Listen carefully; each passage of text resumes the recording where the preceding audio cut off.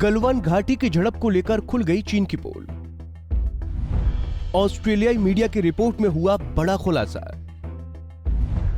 भिड़ंत के दौरान नदी में बह गए थे 38 चीनी सैनिक। चीन और भारत के सैनिकों के बीच पूर्वी लद्दाख की गलवान घाटी में साल 2020 में हुई हिंसक झड़प को लेकर बड़ा खुलासा हुआ है। दरअसल जून महीने में हुई इस झड़प में कर्नल संतोष बाबू समेत भारत के 20 जवान शहीद हो गए थे, जबकि चीन का दावा था कि उसके सिर्फ 4 सैनिकों की मौत हुई है। इसके बाद से चीन पर अपने सैनिकों की मौतें छिपाने के आरोप लगते रहे हैं। अब इस मामले में ऑस्ट्रेलियाई मीडिया की एक रिपोर्ट ने भी चीन के झूठ को दुनिया के सामने उजागर कर दिया है। रिपोर्ट में खुलासा हुआ है कि हिंसक झड़प के दौरान चीन के 38 सैनिक मारे गए थे। ऑस्ट्रेलियाई अखबार द क्लेस्कन में गलवान डिकोडेड नाम से छपी इस रिपोर्ट को इंडिपेंडेंट सोशल मीडिया रिसर्च और चीन के ब्लॉगर्स की टीम ने तैयार किया है।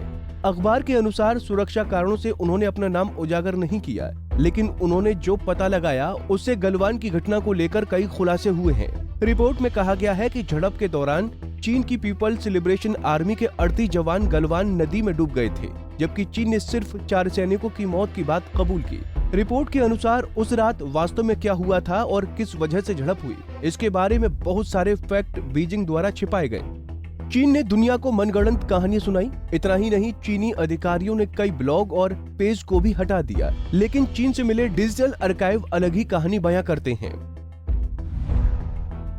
गलवान घाटी संघर्ष भारत और चीन के बीच 4 दशकों में सबसे घातक टकराव था। रिपोर्ट के मुताबिक ये झड़प गलवान नदी के एक सिरे पर भारतीय सैनिकों द्वारा बनाए गए अस्थायी पुल के निर्माण के बाद शुरू हुई थी। दरअसल अप्रैल 2020 के बाद से चीन लगातार भारत के साथ समझौते का उल्लंघन करते हुए बफर जोन में पेट्रोलिंग और अवैध निर्माण कर रहा था। रिपोर्ट के अनुसार चीन ने इस क्षेत्र में तैनाती बढ़ाने के साथ अवैध रूप से बुनियादी ढांचे का निर्माण करना शुरू कर दिया था। ऐसे में भारत ने भी पुल निर्माण का फैसला लिया। जब कर्नल संतोष बाबू के नेतृत्व में भारतीय जवानों ने गलवान नदी पर पुल का निर्माण करना शुरू किया तो चीनी सैनिकों ने इसका विरोध किया। 6 जून को 80 चीनी सैनिक इस पुल को तोड़ने के प्रयास से आगे आए, जबकि 100 भारतीय जवान भी इसे बचाने के लिए आगे बढ़े। 6 जून को भारत और चीनी सैनिकों के बीच समझौता हुआ कि दोनों सेनाएं बफर जोन से वापस जाएंगी। हालांकि चीन ने इस समझौते का भी उल्लंघन कर दिया। 15 जून को जब संतोष बाबू के नेतृत्व में भारतीय सैनिक चीन की गतिविधियों को देखने के लिए आए तो उन पर चीनी सैनिकों ने हमला कर दिया और झड़प शुरू हो गई। लेकिन झड़प में खुद को कमजोर होता देख चीनी सेना पीछे हटने लगी। चीनी सैनिकों ने रात के अंधेरे में ही नदी में उतरकर उसे पार करने का फैसला किया, लेकिन नदी का बहाव तेज हो गया और चीनी सैनिक बह गए। रिपोर्ट के अनुसार चीन ने जिन 4 सैनिकों की मौत की पुष्टि की, उनमें से केवल एक जूनियर सार्जेंट वांग जोरान के डूबने की सूचना है।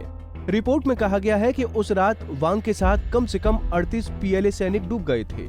अधिक संख्या को लेकर रिपोर्ट में चीनी ब्लॉगर्स के साथ चर्चा, कुछ चीनी नागरिकों से प्राप्त जानकारी और मीडिया रिपोर्ट से जुड़ी 1 साल की लंबी जांच का हवाला दिया गया है। हमसे जुड़े रहने के लिए हमारे YouTube चैनल को सब्सक्राइब करें और नई वीडियो की नोटिफिकेशन के लिए बेल आइकॉन को दबाएं। अगर आप ये वीडियो Facebook पर देख रहे हैं तो लाइक जरूर करें और ज्यादा से ज्यादा शेयर करें। धन्यवाद।